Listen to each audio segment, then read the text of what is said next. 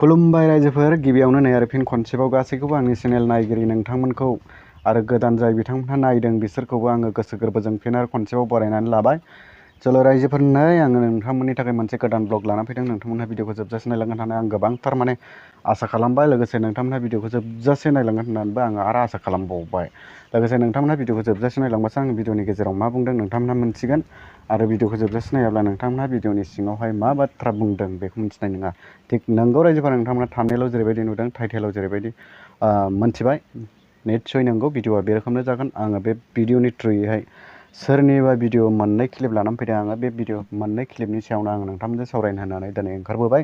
रायजोफोर नोंथांमोनहा जुदि आंनि चेनेलाव गोदानब्ला चेनेलखौ साबस्क्राइब खालामना हो। लोगोसे बेल आइकनखौ प्रेस खालामनानै अलाव होनानै ला जेन' आंनि सानफ्रोमबो भिडिअ हगारनाया नोंथांनाव आपडेट जानाय बायदि आरो नोंथाङा नुनाय बायदि। थ' रायजोफोर चलो भिडिअ रायजोफोर मेन बाथ्राया बेनो दिनै ससियेल मिडिया हिसाबै जोंना गोबांथार एकदम जेथो बाथ्राफोर ओंखारनानै दं।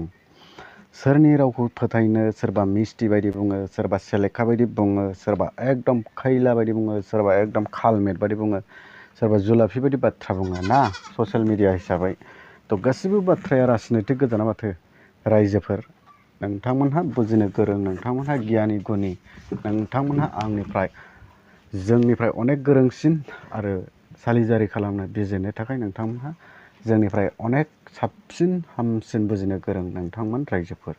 थ' बेखौनो आङो दिनै नोंथांमोनजों सावरायगोन। नोंथांमोनहा भिडिअखौल' जोबजासे नायदो। थ' रायजोफोर एक्स एनडिएफबिनि खान्दा सार, जोंना बिथांखौ खान्दा होनना बुंब्ला बयबो मानसिया मिथिगौ, आंबो सिनायो आरो बयबो मिथिखायो जानो हागौ। थ' बिथांनि मोनसे बाथ्रा बुंनाया ससियेल मिडियाआव भाइराल जादों। थ' बाथ्राखौ बुंनानै गोबावसै, अब्लाबो आङो बिथांनिनो भिडिअ क्लिपखौ ससे लाबोनाय जाहैबाय आंनि कन्टेन्टआवहाय। थ' बिथांनि बाथ्रायावनो आङो फंनैसो बाथ्रा सोदेरगोन आरो फंनैसो बाथ्रा दानख'गोन। थ' रायजोफोर नायलांदो। थ' बिथाङा बुंदों एबसुनि सोमोन्दै।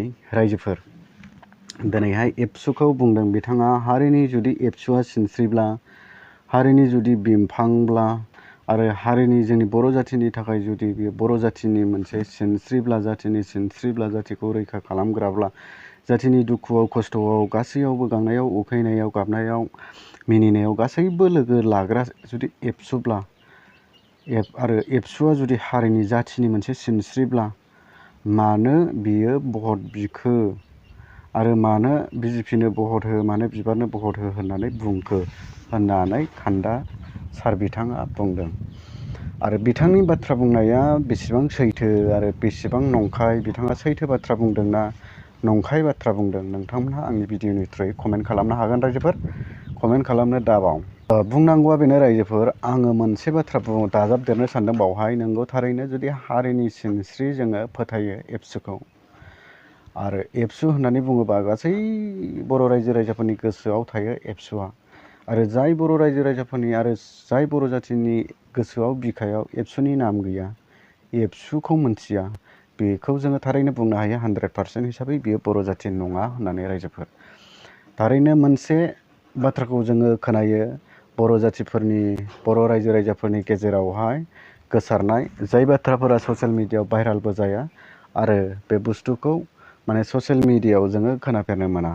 थ' बे बाथ्राखौ गोबां बर' रायजो राजाफ्रा बुङो, सिगांनि एबसुजों दानि एबसुजों मिलायलाहाय, सिगांनि एबसुजों दानि एबसुजों मिलायलालै आबौ, बेफोरबायदि बाथ्राखौ जोङो अनेकथा खोनायो।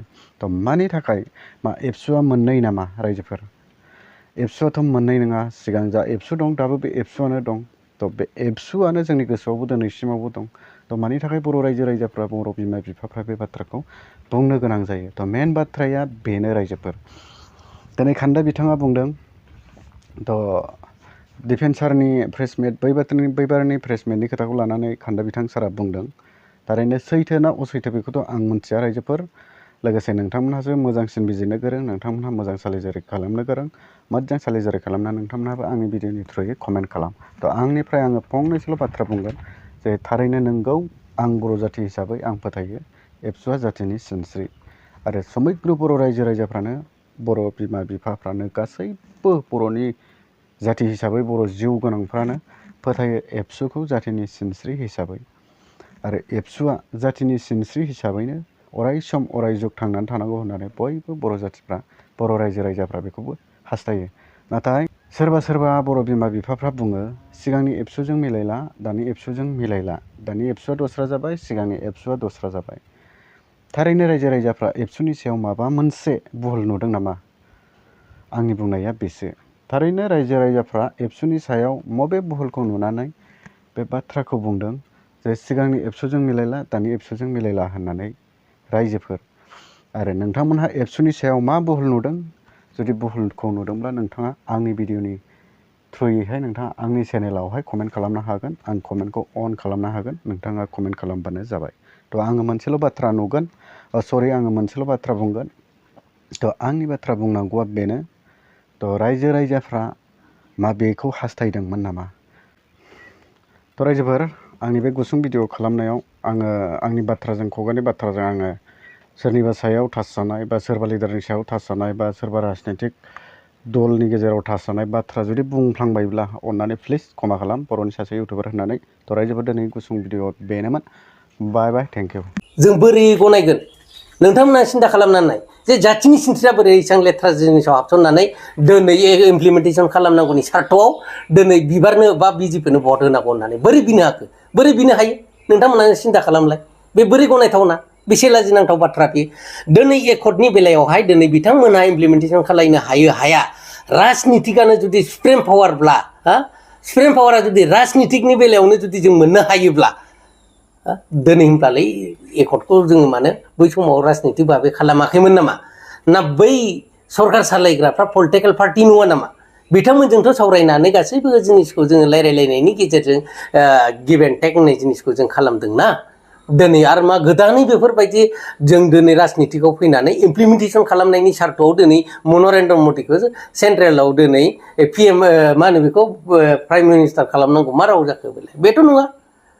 पलिटिकेल आलादा बुस्थु, बे थांबायानो थागोन। खिन्थु जों जाथिनि सिनस्रि हिसाबै सासे आफादगिरि जानानै सेन्ट्रेल कमिटिनि प्रेसिडेन्ट जालायनानै जाथिखौ माबायदि दैदेननांगौ दैदेननाङा जों बेखौसो सिन्था खालामनांगोन। दिनै गामि एरियायाव दिनै बबे गामियावहाय बबे क्लासा जादों जायाखै जों बेखौसो सिन्था खालामनांगोन। बबे स्कुलाव बोरमाया हाबनानै खिदों, बबे स्कुलाव बोरमाया उन्दुबाय थायो, बबे स्कुलाव दिनै मोजां क्लास जायाखै, टिचारफोरनि बेलायाव बिथांमोना नोजोर होनांगौ। राजनितिकआव थांनानैथ' बिथांमोना भट बिनो हायाना, हागोन जानो? दिनै जोंथ' नुदों गामि गामि आनसलिक लेभेलनिफ्राय इउनिट लेभेलनिफ्राय दावखो दावखो भट बिदों।